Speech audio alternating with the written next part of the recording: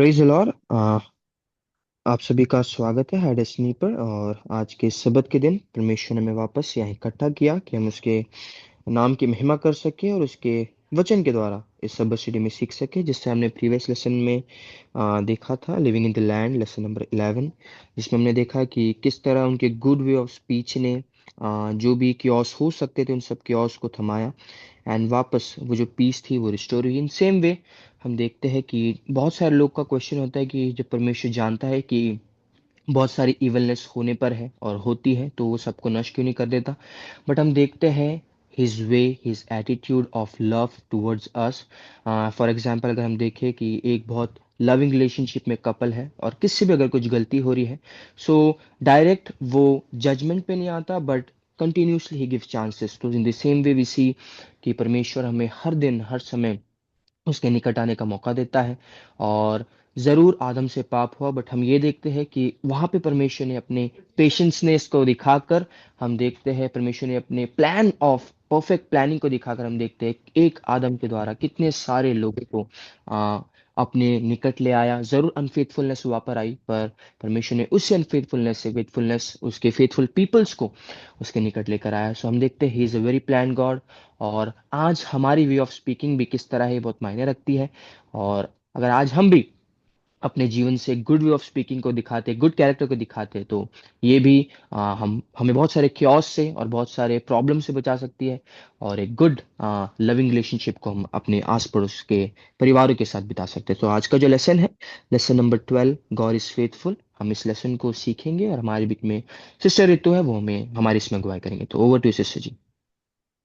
Thank you very much. मैं परमेश्वर का नहायत ही शुक्रगुजार हूँ कि खुदा ने हम सबको जो है यहाँ पर इकट्ठा किया और हम जो है आज अपने सैबथ स्कूल की लेसन स्टडी में जो है वो जा सकते हैं।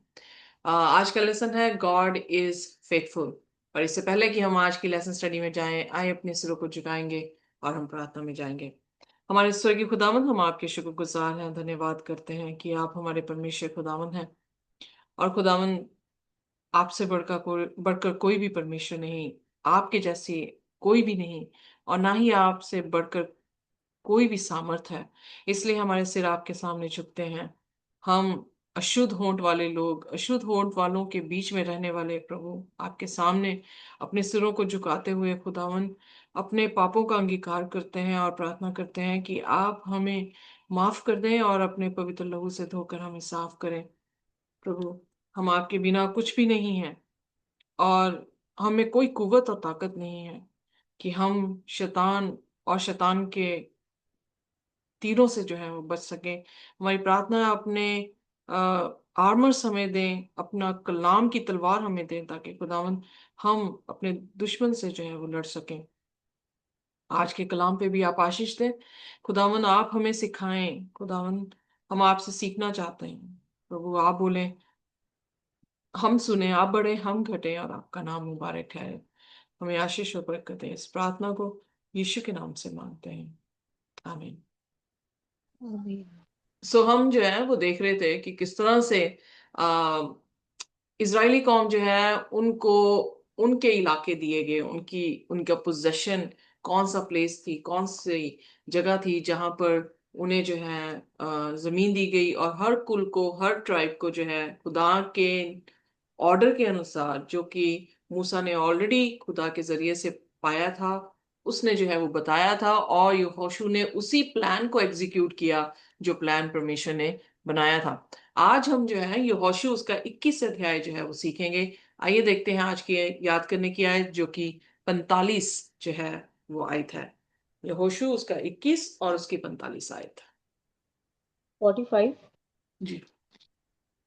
जितनी भलाई की बातें यहोवा ने इज़राइल के घराने से कही थी, उनमें से कोई भी ना छूटी, सब की सब पूरी हुई। आमेन। आमेन। आमीन। तो बहुत ही खूबसूरत आयत है। आ, कौन सा शब्द जो है आपको अच्छा लगा, या कौन सी बात जो है वो आपको छू के गई है इस वचन में? जितनी भलाई की बातें यहोवा ने इज़राइल के घराने से कही थी, मतलब उसका एक एक प्रॉमिस जो है वो पूरा हुआ है, मतलब वो अपने नाम से अपने वचन को महत्व देने वाला परमेश्वर है, तो जब वो जो बोलता है उसे पूरा करता है। Amen. या Anybody else? Very good. Thank you very much.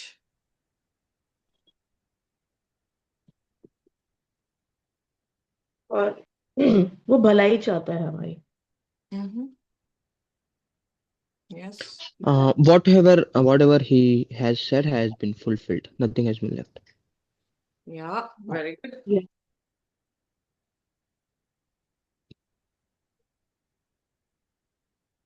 Okay, सो हम यहाँ पर देख सकते हैं कि खुदा जो है वो उसकी कही हुई बात एक भी जो है वो फेल नहीं हुई।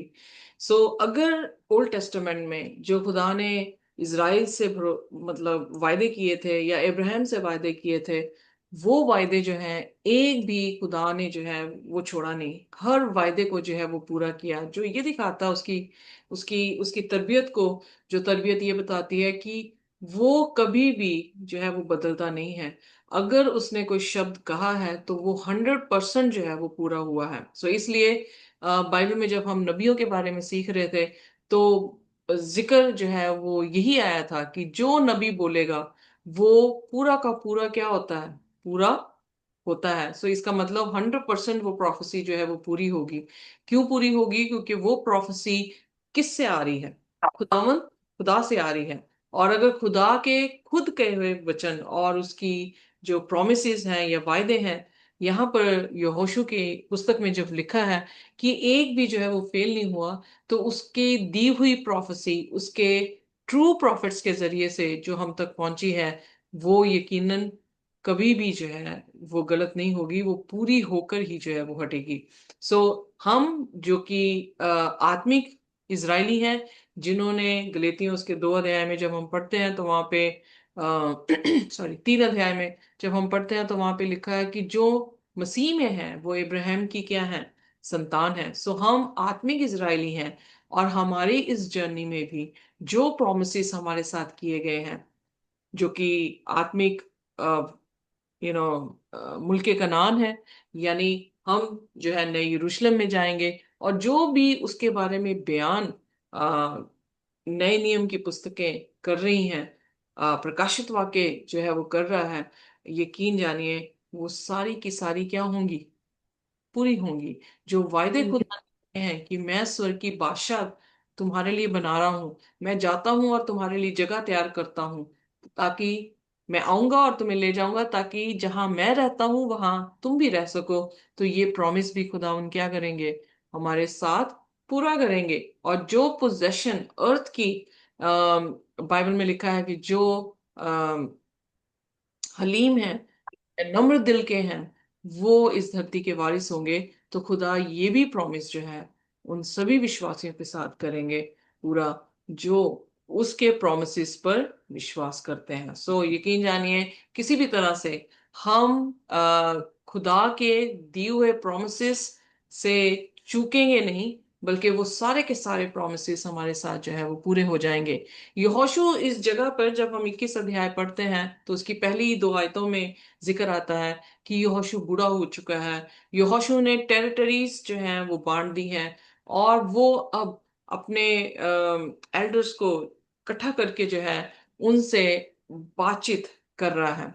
और इसमें जो है उसने बयान किया है कि खुदा ने जो है वो उन्हें हर एक यू नो दुश्मन से जो है वो बचाया है, जो कि किसकी हम 44 वर्स में देखते हैं, और 43 में जो है वो समराइज कर रहा है जो कुछ भी पास्ट में उनके साथ हुआ, किस तरह से खुदा जो है उनके साथ साथ जो है वो चला। और वहां पे वो मेंशन कर रहा है कि खुदा जो है वो वफादार है।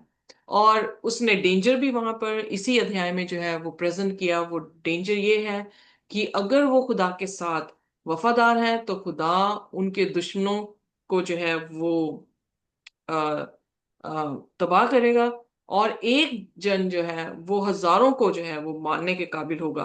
पर अगर हम अपनी फेथफुलनेस खुदा के साथ नहीं करते हैं तो हमारा अनजान जो अंजाम जो है वो अच्छा नहीं होगा। इसलिए इस बार की लेसन स्टडी खुदा की फेथफुलनेस को बताती है कि खुदा कितना फेथफुल है।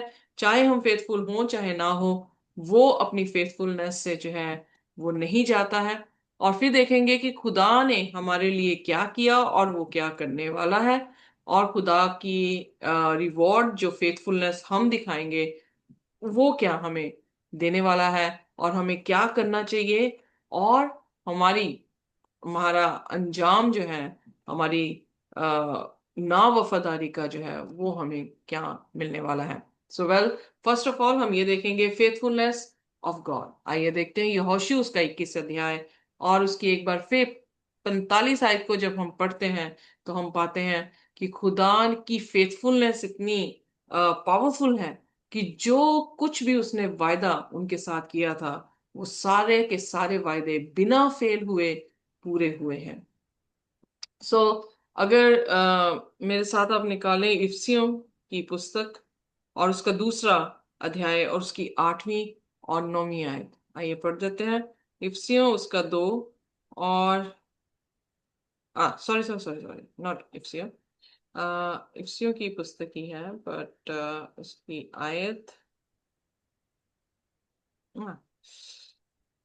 सॉरी, सेकंड तिमोथी उसका दूसरा अध्याय उसकी 11 से 13। दूसरा तिमोथी जी। की 11 से 13 आयत। सेकंड तिमोथी चैप्टर कौन सा है? Chapter 2 verse 11 13। Okay, okay, chapter 2 verse 11। ये बात सच है कि यदि हम उसके साथ मर गए हैं तो उसके साथ जिएंगे भी। यदि हम धीरज से सहते रहेंगे तो उसके साथ राज्य भी करेंगे। यदि हम उसका इनकार करेंगे तो वह भी हमारा इनकार करेगा। यदि हम अविश्वासी भी हों तो भी वह विश्वास योग्य बना रहता है, क्योंकि वह आप अपना इनकार नहीं कर सकता। तो कितना ब्यूटीफुल है कि खुदा अपना इनकार नहीं कर सकता, इसलिए उसे क्या बने रहना पड़ता है, उसे वफादार जो है वो बने रहना पड़ता है।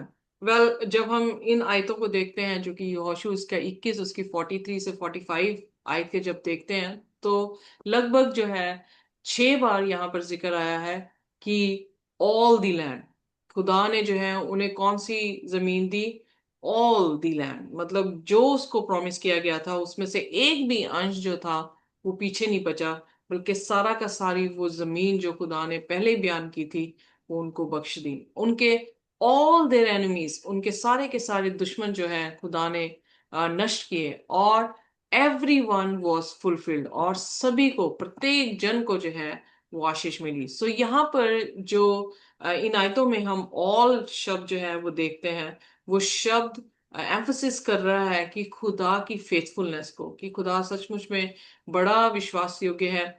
खुदा अपने कहने के अनुसार अपने वायदों को जो है वो पूरा करता है। इसीलिए भजन उसकी 15 में कौन खुदा के पहाड़ में रहेगा, तो वहां पे लिखा है जो अपनी जुबान देकर बदलता नहीं है, क्योंकि वो खुदा की तरबियत है और खुदा अपनी तरबियत से इनकार नहीं करता। सो वो जो थे उस लैंड को पोजेस उन्होंने किया, उन्होंने सारे कनानियों को जो है वहां से तितर बितर किया, और वहां पर जो है उनके लिए खुदा ने जो है वो फ्यूचर एक लैंड जो है वो बनाई। पर ये हमारे साथ इम्प्लीकेट कैसे करता है, जैसे मैंने ऑलरेडी कहा कि उनका सफर जो बियाबान का था वो तो गुजर गया, अब हमारा सफर जो है आज के टाइम पर चल रहा है। हमारी नजरें या हमारा आत्मिक मुल्क कनान कौन है? प्रभु यीशु मसीह हैं और स्वर्गीय बादशाह है। सो क्या होगा? All of this work out for our good. So खुदा जो है, आइए देखते हैं व्यवस्था विवरण उसका 7 और उसकी 9वीं आयत। एक जन निकाले भजन संहिता 117 उसकी दूसरी आयत। व्यवस्था विवरण उसका 7 और उसकी 9वीं जी, आयत। जी। इसलिए जान रख कि तेरा परमेश्वर यहोवा ही परमेश्वर है। यह विश्वास योग्य ईश्वर है जो उससे प्रेम रखते हैं और उसकी आज्ञाओं को मानते हैं। उनके साथ वह 1000 पीढ़ी तक अपनी वाचा का पालन करता और उन पर करुणा करता रहता है। मैन, आमीन। पावरफुल द वर्सेस, कि खुदा की जो वफादारी है वो हजारों पीढ़ियों तक जो है वो बनी रहती है, और जो वो वायदा करता है उसको जो है वो क्या करता है, पूरा भी जो है करता है। पर कंडीशन क्या है, उन लोगों के साथ पूरा करता है जो उसकी आज्ञाओं को मानते हैं। आइए देखते हैं भजन संहिता उसका 117 और उसकी दूसरी आयत। 117 की दूसरी आयत। जी, हम्म, 117 उसकी जी। दूसरी। क्योंकि उसकी करुणा हमारे पर प्रबल हुई है और यहोवा की सच्चाई सदा की है, यहाँ की स्तुति करो। सो आमीन। उसकी जो है हमेशा की हमारे पर करना हुई है, और इसलिए हम खुदा की जो है वो तारीफ करते हैं। सो कहने का अर्थ है कि खुदा की वफादारी में कोई भी जो है वो कमी नहीं। अगर आप कुछ ऐड करना चाहते हैं खुदा की वफादारी के लिए, तो आप मेरे साथ जो है यहाँ पर ऐड कर सकते हैं।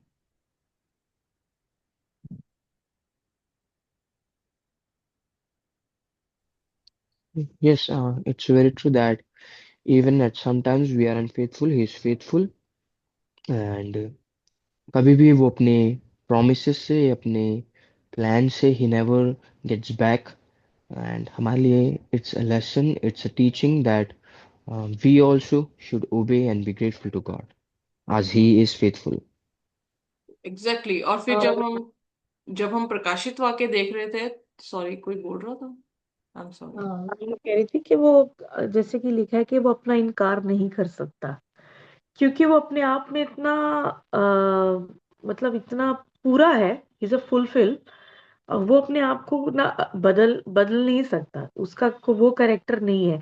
इंसान का करेक्टर फिर बदल जाता है, लेकिन गॉड का करेक्टर कभी नहीं बदलता। वो अपना इनकार नहीं कर सकता क्योंकि वो अति पवित्र परमेश्वर है। ये नेवर कॉम्प्रोमाइज विद सिन।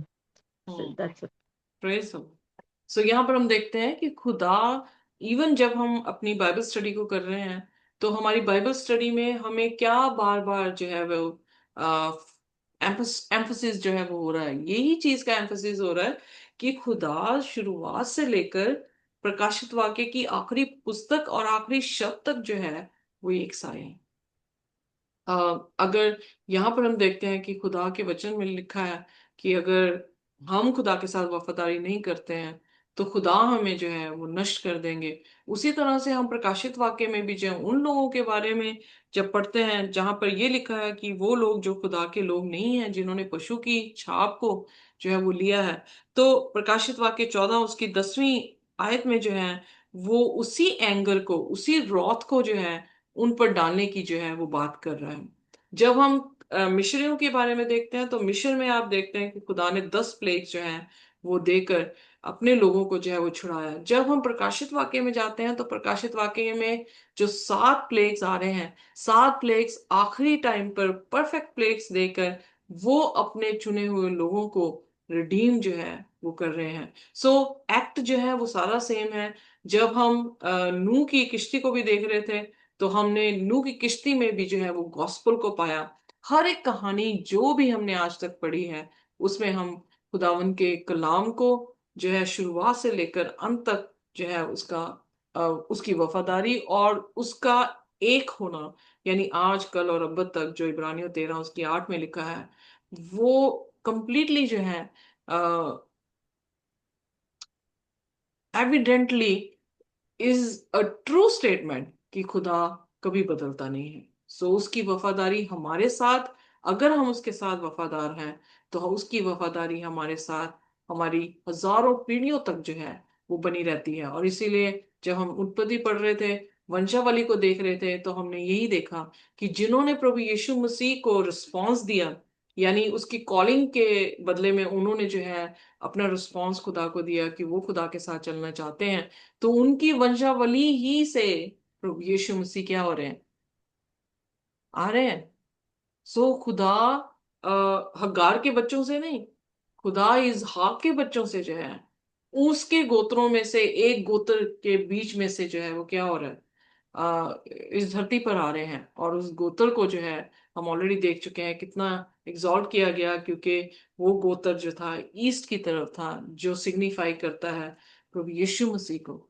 और जो कि यहूदा का बब्बर शेर है, उसको जो है सिग्निफाई करता है। सो अल्टीमेटली मैं कितनी भी बातें आपको पिक करके बताऊं, तो हम ऑलरेडी यही सीख रहे हैं अपने बाइबल स्टडी में कि खुदा जो है वो वफादार है।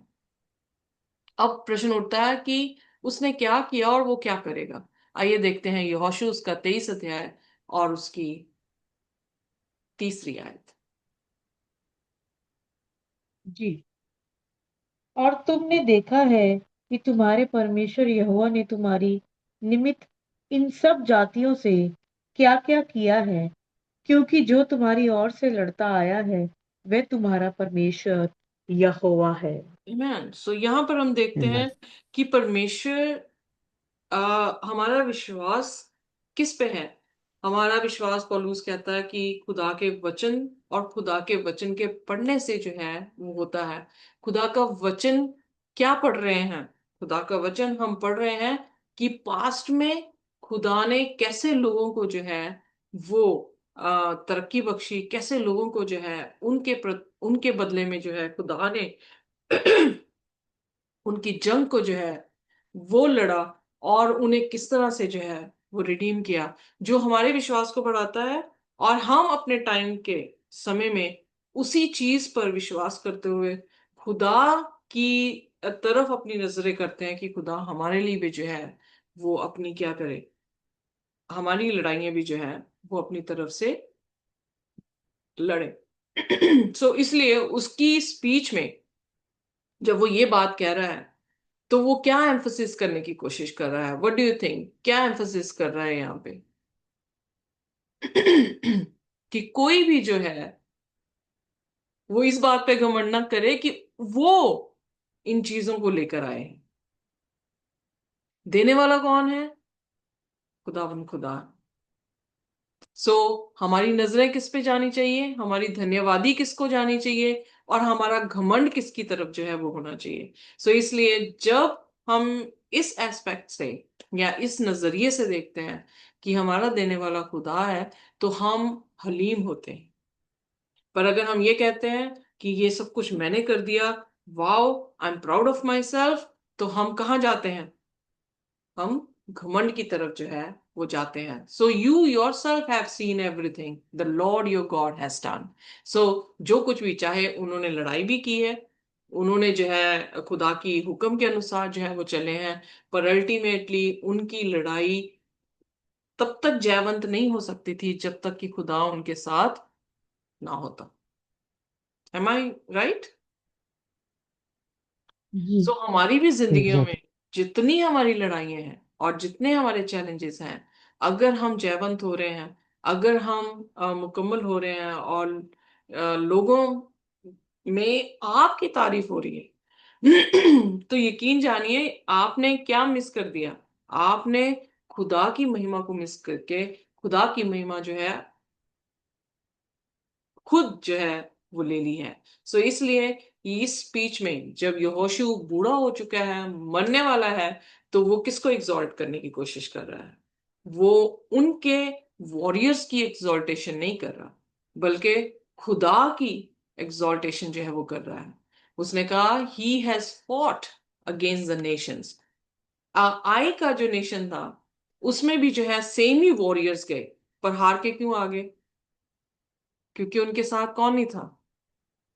खुदा नहीं था। नहीं था। राइट? सो वही वॉरियर्स हैं जो कनान में गए हैं और उन्होंने लड़ाई भी नहीं की। उन्हें सिर्फ चक्कर लगाने को कहा गया है। हर दिन वो एक चक्कर लगा रहे हैं, और 7वें दिन उन्होंने कितने चक्कर लगाए? 7 चक्कर लगाए। और जो यरीहो की दीवार थी वो सारी की सारी अंदर को जो है वो गिर पड़ी। तो कौन था जो लड़ रहा था उनके बिहाफ पर? परमेश्वर। कौन थे? सो अगर हम कमा रहे अच्छा है, फॉर एग्जाम्पल, फॉर इंस्टेंस, मैं अपनी पर्सनल अपनी लाइफ्स के बारे में हम बता रहे हैं कि अगर हमारा परिवार अच्छा खा रहा है, हमारा परिवार अच्छा पी रहा है, हमारे घर में हर चीज की जो है सहूलियत है, तो अगर मैं ये कहूं कि बिकॉज ऑफ मी, क्योंकि मैं कमा रही हूँ और मैं यहाँ पे लेकर आ रही हूँ और मेरा ये हक बनता है और मैं ये ऐसे कर रही हूँ, तो क्या मैंने रिकॉग्नाइज किया कि मुझे सेहत किसने दी थी काम करने की? मुझे मेरे काम पर फेवर किसने दी थी कि मैं उस जॉब में टिकी रहूं? सो इट इज खुदा ने। None else but God. But हम इतने फतूर में हो जाते हैं कि हर चीज के लिए हम क्या करते हैं, अपने आप को रिस्पॉन्सिबल बनाते हैं कि हम थे जिन्होंने ये चीज की। फैमिली में क्लैशेस इसीलिए आती हैं क्योंकि हस्बैंड सोचता है कि मैं हूं और वाइफ सोचती है मैं हूं। और जब मैं करते हैं तो आप जानते हैं कि मैं, शैतान ने जब की, तो उसने उस परिवार को भी जो स्वर्ग की बादशाहत में था उसको भी क्या कर दिया, तोड़ दिया।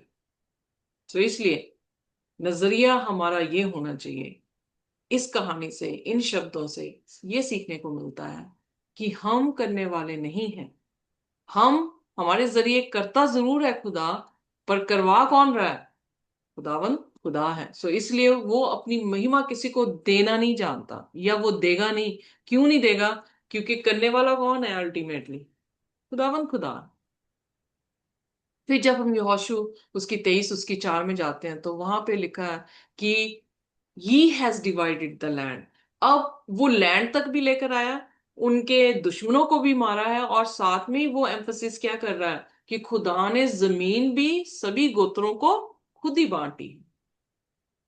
तो जब खुदा जमीन दे रहा है, जब खुदा हमारे दुश्मनों के साथ लड़ रहा है, और जब खुदा हमारे दुश्मनों को और नेशंस को जो है वो ड्राइव आउट कर रहा है, उनको भगा दे रहा है, और वो उस जगह को छोड़कर चले गए हैं, तो ये किसी और की सामर्थ से नहीं, बल्कि खुदावंद खुदा की सामर्थ से जो है वो हुआ है। सो इसलिए कहता है what had already been done, what was yet to be done.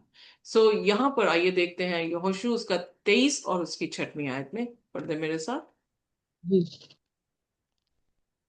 इसलिए बहुत हयाव बांधकर जो कुछ मूसा की व्यवस्था की पुस्तक में लिखा है उसके पूरा करने में चौकसी करना, उससे ना तो दाहिने मुड़ना और ना बाएं। Amen. आगे बढ़ने से। नहीं, 6वीं आयत तक की। अब यहां पर हम देखते हैं कि खुदा के दास ने यहोशू, वेल मूसा के सक्सेशन, यानी मूसा के बाद जो है वो सक्सीड कर रहा है और लोगों को जो है वो मुल्क कनान में लेकर आया है, जो चीज मूसा नहीं कर पाया। पर यहां पर उसकी ह्यूमिलिटी देखें कि वो इस चीज को रिकॉग्नाइज कर रहा है कि मूसा की मिनिस्ट्री, या मूसा के जरिए खुदा ने जो हुक्म लिखवाए हैं उनका मानना उतना ही जरूरी है जितना कि वो मान रहा है। Are you getting me? पता नहीं मैंने जी। राइट एक्सप्रेस किया कि नहीं किया। सो वो उन्हीं चीजों को जो है वो एग्जॉल्ट कर रहा है, क्योंकि अल्टीमेटली देने वाला हुक्मों को कौन था? मूसा था? नहीं, पूरा। खुदा था। और जब खुदा ने ये हुक्म दिए हैं तो वो क्या कह रहा है, ना तू दाहिने मुड़ना और ना तू बाएं मुड़ना, और खुदा के हुक्मों को तू मानते रहना। जी। सो खुदा किसके जरिए से काम कर रहा है? यकीनन है कि खुदा उसको एग्जॉल्ट जरूर करेगा, बट अल्टीमेटली खुदा किसी ना किसी के जरिए से अपने कामों को कर रहा है, और उसके लिए हमें किसकी बढ़ाई करनी है? खुदावन खुदा की जो है वो बढ़ाई करनी है। आइए देखते हैं कुलसियों उसका दूसरा अध्याय और उसकी 15 आयत। कुलुस्सियों कुलसियों दूसरा अध्याय और उसकी 15 आयत प्लीज। दूसरा उसकी 15वीं आयत। जी। और उसने प्रधानताओं और अधिकारों को ऊपर से उतारकर उनका खुल्लम खुल्ला तमाशा बनाया और क्रूस के द्वारा उन पर जय जयकार की ध्वनि सुनाई। ओके, सो यहाँ पर जो है हम देखते हैं कि खुदा ने जो अपनी साल्वेशन है वो यीशु मसीह के सेक्रीफाइस के जरिए से जो है, अब हमारी जो देखा जाए साल्वेशन, क्या हमने खुद ही उसको अर्न किया है? नहीं, यीशु मसीह के जरिए से वो साल्वेशन हमें जो है वो मिली है। सो अगर हम सेव्ड हुए हैं तो क्या हम घमंड कर सकते हैं अपने ऊपर नहीं। कि हमारे काम? सो उसको कहते हैं सेल्फ राइचियसनेस। जब हम खुद ही अपने कामों की तारीफ करने लग जाते हैं, हम अपने ही मियाँ मिठू हो जाते हैं, और खुदावंद को जो है वो महिमा नहीं जब देते हैं, तो हम क्या कर रहे हैं? We are in the trap. हाँ, घमंड। या और घमंड से चढ़ी हुई आंखें परमेश्वर पसंद नहीं नहीं। करता। सो इसलिए हमें रिकॉग्नाइज करना पड़ेगा, who is the author, who is the provider, who is the Redeemer. हम कई बार जो है सेवकाई में हम इतने केयरलेस हो जाते हैं कि हम ही अपने आप को खुदा समझने लग जाते हैं, क्योंकि हमारी जो है वो चीजों से लोग आशीष पा रहे हैं, हीलिंग पा रहे हैं, और हम जो है सोचते हैं कि हम ही सही हैं और कोई सही नहीं है। पर अगर हमारे हम्बल एटीट्यूड होंगे तो खुदा के सामने हम जो हैं, बेशक उसके वॉरियर हैं, पर हम उसके क्या होंगे? दास और दासी हैं, बेटे और बेटियां जो हैं कहलाई जाएंगी। पर अगर उससे ली हुई चीज में हम अपने पर घमंड करने लग जाएं और लोगों को ये जताने लग जाएं कि हमारे में वो चीज है, तो फिर हम जो है वो क्या हो गए? रॉन्ग जो है वो जा सकते हैं। तो इसीलिए जो खुदा के साथ वफादार हैं, जो उसकी महिमा उसको दे रहे हैं, उनका रिवॉर्ड खुदा क्या दे रहा है, आइए देखें यहोशू उसका 23 और उसका 10वां वचन। तुम में से एक मनुष्य 1000 मनुष्य को भगाएगा, क्योंकि तुम्हारा परमेश्वर यहोवा अपने वचन के अनुसार तुम्हारी ओर से लड़ता है। आमीन। हाँ। सो हमारा रिवॉर्ड क्या है? हमारा रिवॉर्ड ये है कि खुदा एक जन से हजारों को लताड़ रहा है, क्योंकि खुदा हमारे बिहाफ पर जो है वो लड़ रहा है। जब हम दानियल की पुस्तक पढ़ रहे थे, तो दानियल की पुस्तक में बड़ी खूबसूरती से वहां पे बयान किया गया था कि दानियल की एक इंसान की वफादारी ने क्या किया? बाबुल के लोगों को जो है वो बदल दिया। जब हम जजेस की किताब पढ़ते हैं तो वहां पर एक ही व्यक्ति, चाहे गिदोन हो, चाहे वो और दूसरा शख्स हो जजिस में, उसमें एक ही व्यक्ति जो है अपने दुश्मनों को क्या कर रहा है? लताड़ रहा है। और गिदोन की कहानी तो और इंटरेस्टिंग है, क्योंकि गिदोन में सिर्फ 300 जन ही रह गए थे लाखों लाख आर्मीज के साथ जो है लड़ने के लिए। और उनकी लड़ाई कौन लड़ रहा था? 300 इंसान अगर मिलियन के बीच में लड़ने चले जाए तो क्या लड़ सकते हैं? नहीं। वेरी डिफिकल्ट कि वो जीत सके। पर कौन जीता? वो 300 जन जो है वो जीते। और जीतने के पीछे कौन था? या जिताने के पीछे, आई शुड से, जताने के पीछे कौन था? खुदावन खुदा थे। सो जी। इसलिए आशीष यही है कि एक जो है वो हजारों को लताड़ेगा, क्योंकि खुदा के वायदे के अनुसार खुदा उनके लिए जो है वो लड़ेगा। जब हम जज के बारे में पढ़ रहे थे कि व्हाट डज दैट मीन कि खुदा हमारा जज है, तो उसका अर्थ यही है कि खुदा हमारे बदले में क्या कर रहा है? खड़ा हो रहा है, हमारे बदले में जो है वो लड़ रहा है। सो ये ब्यूटीफुल चीज है कि खुदा हमारे बदले में तभी लड़ेगा जब हम उसके अधीन होंगे, जब हम उसके साथ वाचा में होंगे। तब उसका जो उसकी जो वाचा है कि वो हमारा खुदा होगा, यानी वो हमारा राजा होगा, हम उसकी प्रजा होंगे। तो राजा हमेशा अपनी प्रजा की क्या करता है? रखवाली करता है। अगर इस रिलेशनशिप को लें कि वो हमारा दूल्हा है और हम उसकी दुल्हन है, तो दूल्हा अपने दुल्हन की क्या करता है? रक्षा करता है। अगर मैं इस रिलेशनशिप को लूं कि खुदा जो है वो पिता है और हम उसके बच्चे हैं, तो पिता अपने बच्चों की क्या करता है? रक्षा करता। सो अल्टीमेटली जो रिलेशनशिप है हमारा खुदा के साथ, अगर हम उसको वफादारी से निभा रहे हैं, थोड़े में हम वफादार हैं, और हम ग्रम्बलिंग नहीं कर रहे, हम कंप्लेन्स नहीं कर रहे, हम अपनी जिंदगी खुदा के साथ अच्छी तरह से निभा रहे हैं, तो फिर क्या है? परमेश्वर का रिवॉर्ड ये है कि वो हमारे लिए क्या करेगा? लड़ाई लड़ेगा। और जब यहोशू उन सभी लोगों को जो है वहां पे स्पीच दे रहा है, अपनी लास्ट स्पीच दे रहा है, इससे पहले कि वो मसीह में सोता, तो वो स्पेसिफाई कर रहा है कि कैसे हम अपनी वफादारी जो है खुदा के साथ रख सकते हैं। आइए देखते हैं यहोशू उसका 23 और उसका 7वां वचन, जिसमें उसने कहा कि तुम किसी भी तरह से दूसरे नेशन के लोगों के साथ मैरिज नहीं करना। ये जो जातियां तुम्हारे बीच रह गई हैं, इनमें इनके बीच में ना जाना, और ना इनके देवताओं के नामों की चर्चा करना, और ना उनकी शपथ खिलाना, और ना उनकी उपासना करना, और ना उनको दंडवत करना, परंतु जैसा आज के दिन तक तुम अपने परमेश्वर यहोवा की भक्ति में लवलीन रहते हो, वैसे ही रहा करना। तो यहाँ पर आमीन। खुदा ने उनकी बाउंड्रीज जो हैं वो बांध दी। वो बाउंड्रीज इसलिए बांधी, ये नहीं कि खुदा उन लोगों से मोहब्बत नहीं करता था, वो बाउंड्रीज इसलिए बांधी ताकि वो लोग आकर इनको जो है खुदा से दूर ना कर दें। सो सबसे पहले जो कहा गया कि डू नॉट मैरी, इनसे शादियां मत करना जो कि खुदा पर भरोसा रखने वाले लोग नहीं हैं। फिर उसके बाद do not mention the names of their God. So हमारे बीच में उनके भगवानों के नाम भी जो है वो मेंशन नहीं करने किए जाने चाहिए। फिर not to worship their gods, उनके परमेश्वर को जो है वो वर्शिप नहीं करना।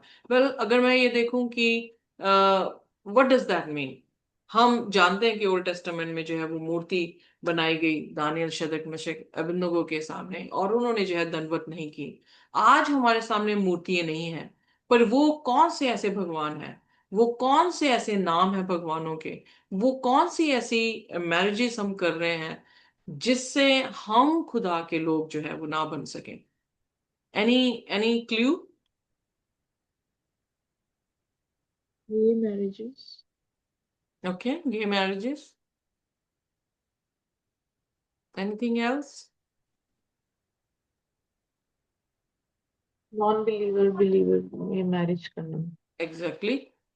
दूसरा कुरिन्थियंस की 6 की 16, आई थिंक। यस। ऐसा जीवन में ना जो तो, या। और lesbian marriages or many others, like I don't know. Okay. So अब जो हमारे टाइम में प्रॉब्लम है, वो हमारे टाइम में प्रॉब्लम ये है कि इवन यीशु मसीह के टाइम में यीशु मसीह ने कहा ये व्यर्थ ही मेरी उपासना करते हैं, इनके दिल मुझसे दूर हैं, ये मनुष्यों की रीतियों को धर्म उपदेश करके सुनाते हैं। सो जब यीशु मसीह यहां पर आए, यीशु मसीह ओल्ड टेस्टमेंट की सारी चीजें जीसस को जब सिग्निफाई कर रही थी, तो प्रश्न ये उठता है कि वो यीशु मसीह को क्यों नहीं देख पाए, क्यों नहीं समझ पाए, क्यों नहीं जान पाए, क्यों नहीं उसको अपना पाए, क्यों नहीं उसके पीछे चल पाए? क्योंकि वो किस पर फोकस कर रहे थे? वो इंसानों की रीतियों पर फोकस कर रहे थे, और रीति क्या बन गया था उनके लिए? अनदर भगवान, जो कि प्रभु Yes. यीशु मसीह को दिखाई नहीं रहे थे। और जब रिवील ही नहीं किया जा रहा था कि, जैसे हमने लेसन स्टडी में भी सीखा कि वो 12 अध्याय जो प्रकाशित वाक्य का है, वो औरत जो सूरज को ओढ़े है, सन ऑफ राइचियसनेस को ओढ़े है, चंद्रमा के ऊपर खड़ी है, चंद्रमा रिफ्लेक्शन ऑफ द सन, यानी सूरज की रिफ्लेक्शन दे रहा है। ओल्ड टेस्टामेंट वो चंद्रमा है जो रिफ्लेक्ट कर रहा था जीसस की कमिंग को, और यीशु मसीह न्यू टेस्टामेंट वो है जिसमें यीशु मसीह जो है वो आकर खड़े हो गए हमारे बीच में। और वो कलीसिया, औरत जो है वो कलीसिया को दिखाती है। सो कलीसिया जो कि खुदा के पूरे हुक्मों में, यानी ओल्ड टेस्टामेंट और न्यू टेस्टामेंट को लेके खड़ी है, क्या कर रही है? बच्चा जनने पर है। बच्चा कौन सा जनने पर है? यीशु मसीह। सो यानी वो कलीसिया जो जीसस को फॉर्म कर रही है, और जीसस को रिफ्लेक्ट भी जो है, डिलीवर भी जो है, सॉरी, डिलीवर भी जो है वो कर रही है। पर अगर हम खुदा के वचन की डिलीवरी जैसा जीसस है वैसा नहीं करते, तो वो हमारे लिए क्या हो जाता है? आइडल। वो हमारे लिए भगवान हो जाता है। वो पशु हो गया जिसने अपनी मूर्ति की जो है वो पूजा करवाई। Are you getting? सो जी। खुदा ने रिवॉर्ड जो है वो फेथफुलनेस का बताया, पर बाउंड्रीज भी बताई कि वो फेथफुलनेस कैसे अपनी जो है खुदा के सामने बयान कर सकते हैं। So they have to maintain their spiritual purity. उन्हें अपनी आत्मिक जो पवित्रता ही है उसको जो है वो मेंटेन करना जरूरी था। जब हम सुलेमान की कहानी को सुनते हैं, खासकर सबक वहां पर वो हर चीज को वेनिटी कह रहा है, व्यर्थ कह रहा है, कि चाहे कितनी धन दौलत जायदाद और इशरत शोहरत हो, वो सब जो है वो व्यर्थ है। और अंत में उसने क्या कहा कि इन कंक्लूजन खुदा से डरो और उसके हुक्मों की पालना करो, क्योंकि सब चीजें जो हैं वो व्यर्थ हैं। क्यों व्यर्थ हैं? क्योंकि वो एक ऐसा राजा था जिसने अन्य जातियों की लड़कियों से जो है वो शादी की, और अनफॉर्चुनेटली उसकी शादी करने के कारण वो सारे भगवानों को लेकर यरूशलेम में आ गई, और उसकी जीवन जो है वो हेल जो है वो कर दिया गया। सो इसलिए खुदा ने कहा था दूसरा कुरिन्थियस की 6 इसकी 14 से 16 आयत में कि क्रिश्चियंस को एडवाइस की गई है कि वो अपना जुआ किसी भी अंधविश्वासी के साथ ना जोते। इज जी दैट क्लियर? सो अब है व्हाट वी मस्ट डू। अब हमें क्या करना है? ओके, आइए देखते हैं यहोशू और उसका 23 और उसकी 11वीं आयत। जी इसलिए अपने परमेश्वर यहोवा से प्रेम रखने की चौकसी करना, क्योंकि यदि तुम किसी रीति यहोवा से फिरकर इन जातियों के बाकी लोगों से मिलने लगो जो तुम्हारे बीच बचे रहते हैं, और इनसे ब्याह शादी करके इनके साथ समध्यान सम समधियाना रिश्ता जोड़ो, तो निश्चय जान लो कि आगे को तुम्हारा परमेश्वर यहोवा इन जातियों को तुम्हारे सामने से नहीं निकालेगा, और ये तुम्हारे लिए जाल और फंदे और तुम्हारे पांजरों के लिए कोड़े और तुम्हारी आंखों में कांटे ठहरेगी। और अंत में तुम इस अच्छी भूमि पर से जो तुम्हारे परमेश्वर यहोवा ने तुम्हें दी है नष्ट हो जाओगे। सो यहाँ पर हम देखते हैं कि ये सारी चीजें हम कब नहीं कर पाएंगे? जब हमारी मोहब्बत खुदा के साथ होगी। और अगर वो मोहब्बत इन सभी चीजों से ऊपर हुई तो हम क्या हो जाएंगे? बच जाएंगे। सो यहाँ पर उसने लिखा, सो बी वेरी केयरफुल, बड़े ध्यान पूर्वक से खुदा से क्या कर, तू मोहब्बत कर। सो 11वें वचन में वो यहोशू पूरी इज़राइल को और खास करके एल्डर्स को जो था वो ये स्पीच देते हुए कह रहा है कि we need to love God. और खुदा से मोहब्बत कैसे डेमोन्स्ट्रेट की जा सकती है? जब खुदा के बदले हम किसी और चीज को महत्व नहीं देते, और जो इवेंचुअली सबसे ज्यादा हार्म हमें जो है वो कर सकती है। जैसे कि आयत में हमने पढ़ा भी है कि खुदा ने सहायता करने और खुदा ने ब्लेसिंग देने की जो है, ब्लेसिंग ना आने की जो है वो बात की है अगर हम खुदा के साथ। सो इसलिए what we must do, we should love God. Hmm, आमीन। और परमेश्वर से मोहब्बत जो है, जब तक हम उसकी तरबियत को ना देखें, जब तक उसकी खूबसूरती को ना देखें, तब तक हम कर ही नहीं सकते।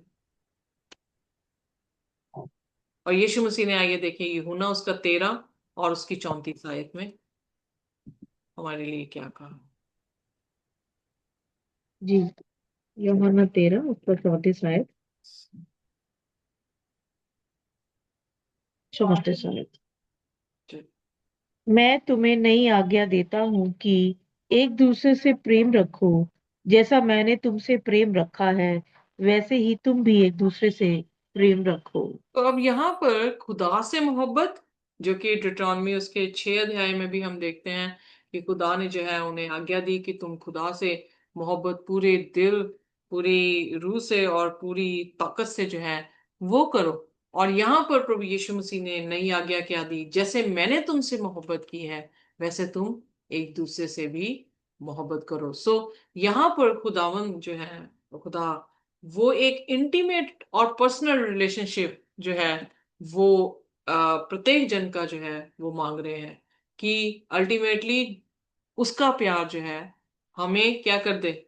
एक कर दे। अगर मैं खुदा मुझसे मोहब्बत कर रहे हैं, मैं एक एग्जांपल दे रही हूँ कि आई एम द पॉट, मैं वेसल हूँ, और खुदा अपने मोहब्बत जो है वो मेरे साथ शेयर कर रहे हैं और फिल कर रहे हैं मेरे बर्तन को, और मेरा बर्तन जो है वो उमड़ रहा है और मेरे साथ जो है वो बर्तन पड़े हैं, तो वो उमड़ता हुआ प्यार जो है वो किस पे छलकेगा? जो साथ वाले बर्तन। जी। राइट। सो जब वो जी। भर जाएंगे तो वो क्या करेंगे? वो आगे छलकेंगे। और खुदा का प्यार इस तरह से जो है वो क्या हो रहा है, एक फ्रेमवर्क जो है वो बना रहा है जिसमें म्यूचुअल लव है, वॉलंटरली म्यूचुअल लव है, और एकता को जो है वो दिखा रहा है। तो इसलिए हमें क्या करना है? हमें खुदा के साथ मोहब्बत करनी है, और हमें दूसरे अपने भाइयों के साथ भी वैसी मोहब्बत करनी है जैसे खुदा ने हमारे साथ की। अब पनिशमेंट क्या खुदा ने दी, हम ऑलरेडी इसको देख चुके हैं कुछ आयतों में, पर आइए देखते हैं 23 की 15 आयत को जो है वो देखेंगे। यहोशू 23 की 15। जी राइट। जी जी। जी। अ, तो जैसे तुम्हारे परमेश्वर यहोवा की कही हुई सब भलाई की बातें तुम पर घटी हैं, वैसे ही यहोवा विपत्ति की सब बातें भी तुम पर लगाएगा और तुमको इस अच्छी भूमि के ऊपर से, जिसे तुम्हारे परमेश्वर यहोवा ने तुम्हें दिया दिया है, नष्ट कर डालेगा। तो यहाँ पर हम देखते हैं कि जो खुदा ने गिफ्ट हमें दिया है, अगर हम उसको कीप नहीं कर रहे, जैसे कि एक मर्चेंटाइज जीसस ने जो है वो पैराबल दिया, मर्चेंटाइज जो है वो टैलेंट्स दे के अपने दासों के, तो जो है वो दूर आ, काम के लिए चला गया, और जब वो काफी दिनों के बाद वापस आया तो उसने हिसाब मांगा कि पांच ने क्या किया। उस पांच, फर्स्ट बंदे ने क्या किया जिसे 5 तोड़े दिए गए थे, तो बाइबल बयान करती है कि उसने 10 कर दिए। तो उस मर्चेंटाइज ने उसे कहा, शाबाश मेरे वफादार सेवक। जब दो के दूसरे के पास आया जिसको 2 दिए थे, उसने 4 बना दिए थे। पर जब तीसरे के पास आया उसने कुछ भी नहीं बनाया था, तो खुदा ने उससे वो तोड़ा लेकर उस इंसान को दिया जिसके पास ज्यादा थे। सो एग्जैक्टली वही चीज यहाँ पर है कि अगर हम अनफेथफुल हैं, अगर हम खुदा की दी हुई चीज को मल्टीप्लाई नहीं कर रहे हैं, खुदा की तारीफ नहीं कर रहे हैं, हम भले कामों के साथ प्रभु की महिमा नहीं होने दे रहे हैं, तो यकीनन बात है कि खुदा जो है हमें उस जमीन से डिस्ट्रॉय करेंगे, या वो जमीन पर हम जो है वो हकदार नहीं होंगे। जी। सो इसलिए यहोशू अपनी स्पीच में, इससे पहले चला जाए जैसे मूसा, जब हम व्यवस्था विवरण में आएंगे तो वहां पर आप देखेंगे कि जाने से पहले मूसा भी जो है वो आशीषों का बयान कर रहा है जो उसकी वफादारी के या उसको उसकी हुक्म फरमानी करेंगे, और कर्सिस के बारे में बयान कर रहा है जो उसके हुक्म की फरमानी नहीं करेंगे, उन पे किस तरह से कर्स आएगा। जब हम प्रकाशित वाक्य पढ़े थे तो वहां पर भी 2 तरह के हमने जो है वो स्त्रियों को देखा है।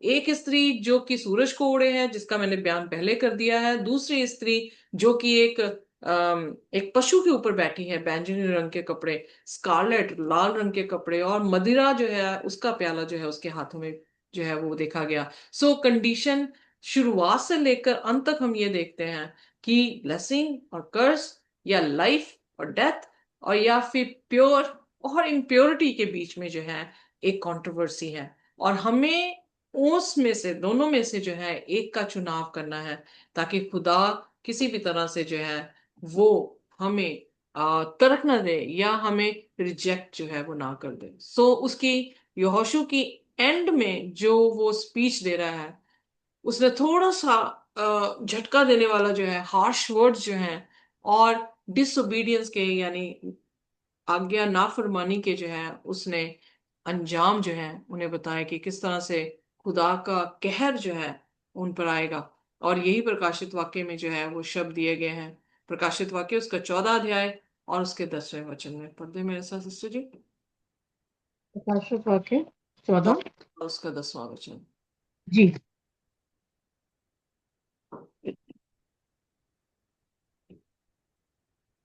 14 और उसका 10वां वचन। वह परमेश्वर के प्रकोप की इस नीरी मदिरा जो जो उसके क्रोध के कटोरे में डाली गई है पिएगा, और पवित्र स्वर्गदूतों के सामने और मेमने के सामने आग और गंधक की पीड़ा में पड़ेगा। तो हम देखते हैं कि आखिरी समय में भी खुदा ने वही इनाम उन लोगों के लिए रखा है, या वही अंजाम उन लोगों के लिए रखा है जो खुदा के हुक्म की नाफरमानी जो है वो करेंगे। सो बाइबल में खुदा की वफादारी अपने लोगों के साथ और खुदा की वफादारी अपनी जजमेंट के अनुसार हम जब देखते हैं तो वो बिल्कुल खरी है। उसमें कोई भी भेदभाव जो है वो नहीं देखने को मिलता। पर हमारे सामने दोनों चीजें जो है खुदा ने मेज पर रखी हैं।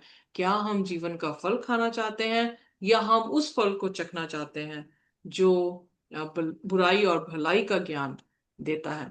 सो इसलिए यूहन्ना उसकी 3:16 में भी वही कंडीशन है कि पिता ने तो अपनी वफादारी दिखाई कि उसने अपना इकलौता पुत्र दे दिया, पर अब जो कोई उस पर विश्वास करेगा वह नाश नहीं होगा बल्कि क्या पाएगा, जिंदगी को पाएगा। सो इसलिए हमें अगर हम सिन के साथ जुड़े रहेंगे तो जो सिन का परिणाम है कि उसे आग और गंधक से जला देना है, तो हम भी क्या होंगे, उसके साथ साथ ही जल जाएंगे।